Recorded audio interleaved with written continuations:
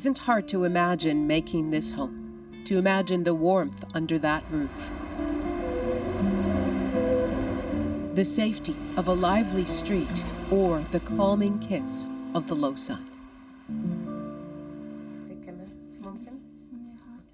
Farida Khalaf wears the name of her faraway home very close, stamped forever in her memory now as Kojo, the Yazidi village in northern Iraq that no longer exists.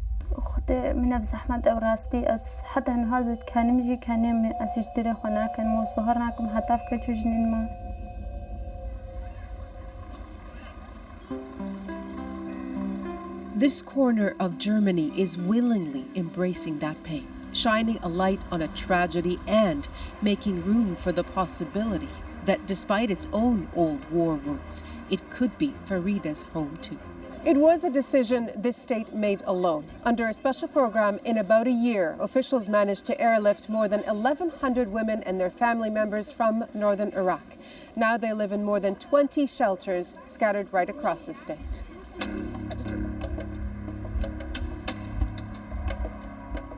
In the safety of German hostels and private homes, lives are being quietly rebuilt, trying to make peace with trauma so profound it's not shared easily. And so most of the women and children who live in them do not want to be filmed. We were allowed into this shelter on condition of protecting its location.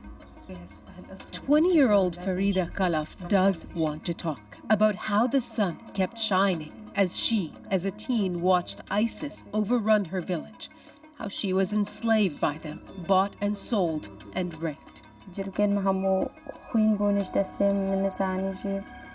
She tells us that while in captivity, she once cut herself with a piece of glass in one of many attempts to kill herself. She tried to run away. She tried to fight back, beaten so terribly she couldn't walk for 2 months and lost sight in one eye.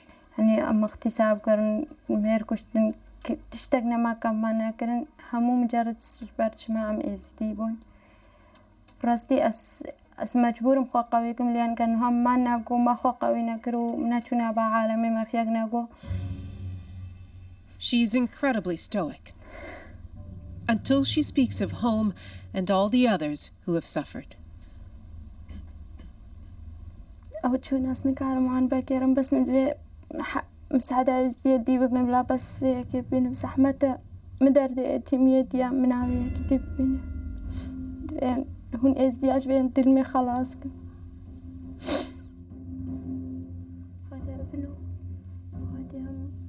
Along with her father, brothers, friends, home exists only in pictures now.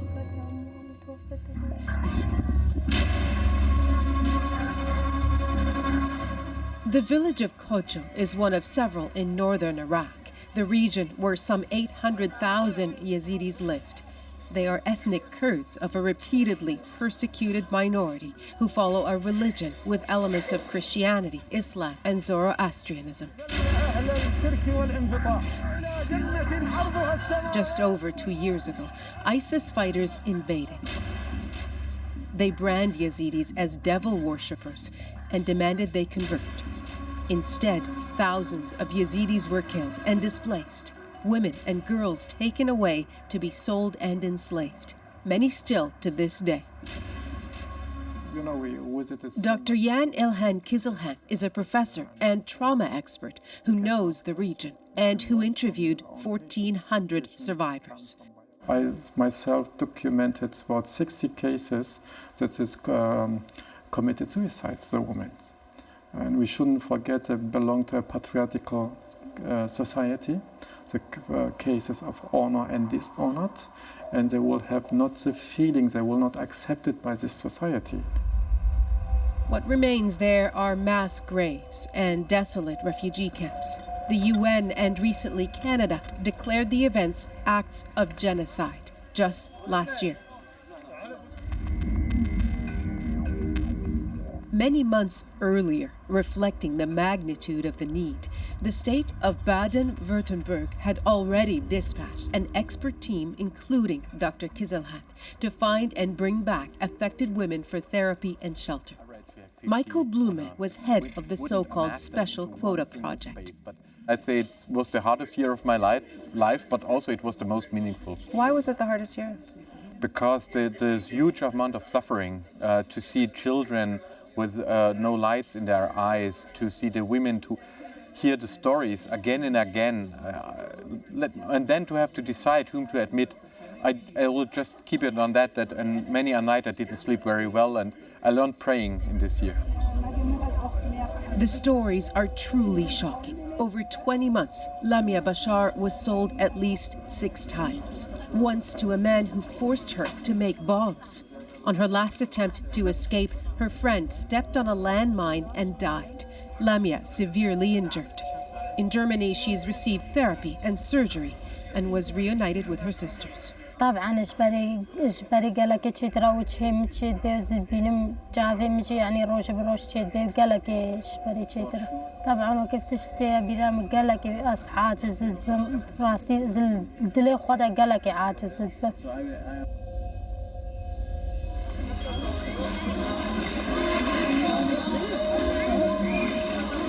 Joy must be hard to relearn. Hard to hang on to after every promise of childhood is broken. And yes, even after moving to a safe, seemingly joyful place. But not impossible. The key is having someplace safe and stable to call home, says Dr. Kizilhan, who is treating many of the women and training more therapists and translators to cope with the demand. The main idea of a treatment is not to bring them how to forget it, not to bring them how to avoid it. This is a part of their life. But you can try to help them to overcome with them, to accept it. Yes, I have a trauma, I have this experience, I had these experiences, but this is not all part of my life. This is one part of my life. And with this idea, they can find a perspective, a way to find a better future. And so we can help them. Healing beyond therapy is encouraged by simple acts, being able to safely shop alone, going for walks, sending children to school, and speaking freely. All impossible back home, but possible in Germany or a place like Canada. Nadia Murad, also from Kocho, is a case in point. Actually, to see her, Lamia, and Farida together, with all the attention, you'd hardly know what they've been through. All have been willfully outspoken to help the others. Farida has even co-authored a book. أمي بكرين بس حتى فيكش مرة كنا منكارن وكرن يعني هول سري ما كري جينارين ما تعرفها بنو سال ما كرن منكارن دي ساجن نفدا بعيش نجارة كتي وسال سري ما بكنو إد ما يجي خلاص كن أم فيك ناكن هكا حتى فيكش مرة نكن أم بجبر ناتشن.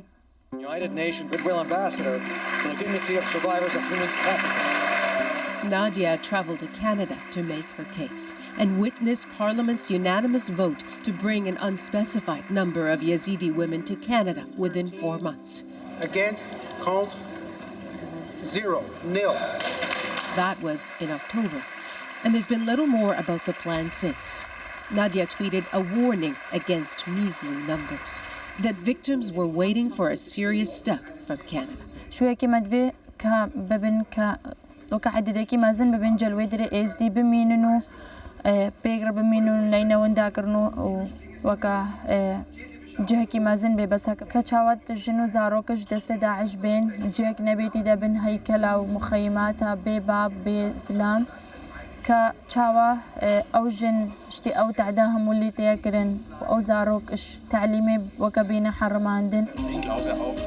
Blume and Kizilhan also testified remotely to a parliamentary committee looking at options.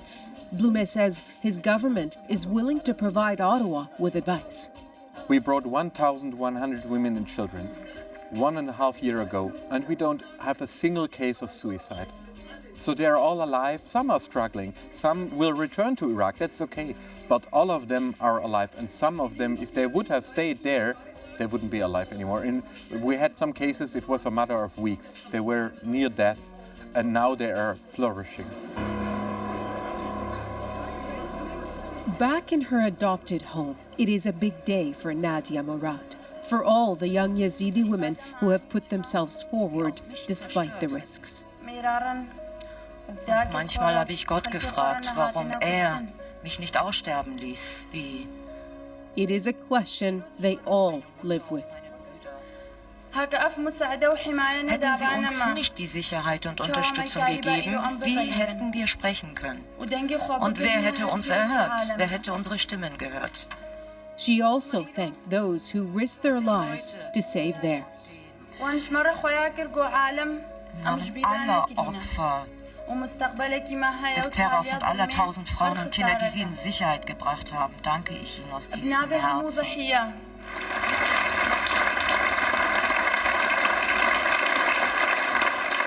We said every life is worth the effort. We focused on those we can help. And when I see, after 1 year, I see them speaking, talking, the children there at school, they are exceedingly well and happy, then it was worth everything.